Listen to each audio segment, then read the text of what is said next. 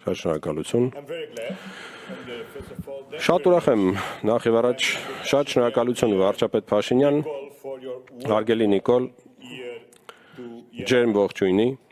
հյուրընկալության համար։ Դուք եւ ձեր թիմն իսկապես բացառիկ աշխատանք եք իրականացրել հյուրընկալելով Եվրոպական քաղաքական համայնքի գագաթնաժողովը մեկ տեղում հավաքելով ավելի քան 40 առաջնորդ։ Այն փաստը, որ Հայաստանը հյուրընկալում է գագաթնաժողովը, այն փաստը, որ մենք բոլորս այսօր այստեղ ենք, բավականին հստակ ցուցանում է Հայաստանի աշխարհագրաքաղաքական ուղղության ճանապարհի։ Հայաստանը եւ Եվրամիությունը միասին են այդ ճանապարհին։ Հենց այդ պատճառով վաղը մենք կացկացնենք առաջին ԵՄ Հայաստան գագաթնաժողովը։ Այսօր ԵՔՀ գագաթնաժողովն իսկապես պատմական էր։ Առաջին անգամ ԵՔՀ-ն հանդիպել է հարավային Կովկասում։ Եվ այսօր այս գագաթնաժողովին մասնակցել է նաև տեսաձայնային կապով նախագահ Ալիևը։ Այս գագաթնաժողովը կհիշվի որպես խաղաղության գագաթնաժողով Կովկասում, որը բերել են խիզախ քաղաքական որոշումները եւ անխոնջ դիվանագիտական ջանքերը։ Սա պատմական իրադարձություն է մի աշխարհում, որտեղ էսկալացիաները եւ պատերազմը կարծես թե գերակայում են։ Անհրաժեշտ է տոնել այս հնարավորությունը։ Կա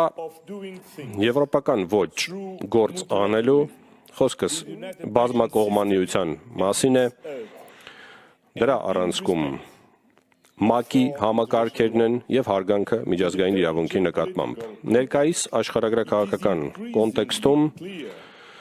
ակնհայտ է դառնում գնալով, որ մեր աշխարհամասին պետք է 360 աստիճան տեսլական անվտանգության հարցերի նկատմամբ այստեղ հանդիպելով Հայաստանում, հարավային Կովկասում, այդքան մոտ լինելով մերձավոր Արևելքին, եւս մեկ անգամ հիշում ենք, որ պատերազմը Եվրոպայի հարևանությունում ուղիղ ազդեցություն է մեր ընդհանուր անվտանգության, էներգետիկ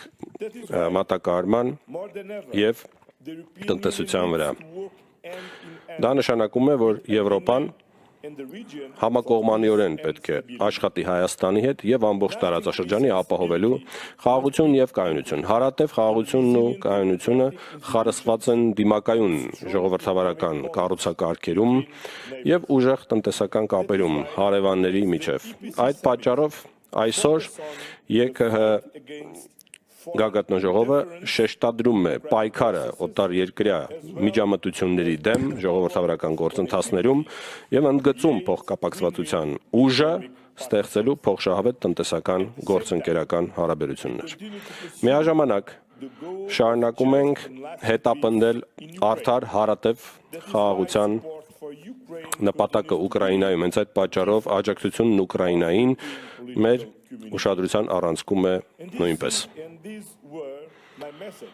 Ահա այսպիսին էր ուղերձս նախագահ Զելենսկուն այսօր։ Առաջին հերթին Եվրամիությունը կանգնած է Ուկրաինայի կողքին, այնքան որքան հարկավոր է, հասնելու հարատև արդար մնայուն խաղաղության, հարգելով Ուկրաինայի տարածքային ամբողջականությունն։ Երկրորդը, մենք պետք է հաշվի առնենք Ուկրաինայի անդամակցության հնարավորությունը,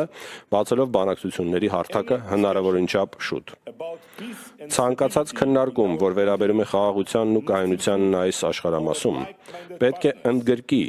մեր համախոհ գործընկերներին Եվրոպայի սահմաններից դուրս։